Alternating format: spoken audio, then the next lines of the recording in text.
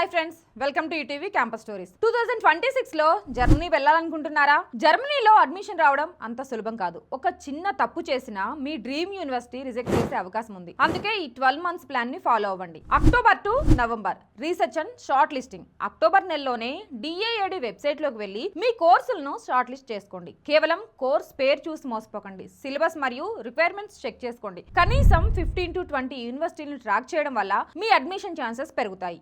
November to January మధ్యలో మీ exams పూర్తి చేయాలి. ఇంగ్లీష్ కోసం IELTS మరియు కొన్ని టాప్ యూనివర్సిటీల కోసం GRE అవసరం కావచ్చు. ఒకవేళ మీ కోర్స్ జర్మన్ లాంగ్వేజ్ లో ఉంటే గోత్ ఆర్ టెరిక్ సర్టిఫికేట్ తప్పనిసరి. ఈ exam results applications window open అయ్యేలోపు మీ చేతిలో ఉండాలి. February to March APS certificate. ఇప్పుడు అత్యంత ముఖ్యమైన డాక్యుమెంట్ APS సర్టిఫికేట్. ఇది మీ ఇండియన్ ఎడ్యుకేషన్ డాక్యుమెంట్స్ యొక్క అథెంటిసిటీని ప్రూవ్ చేస్తుంది. దీనికి కనీసం ఒక నెల సమయం పడుతుంది. కాబట్టి మీ సెమిస్టర్ రిజల్ట్స్ రాగానే వెంటనే అప్లై చేయండి.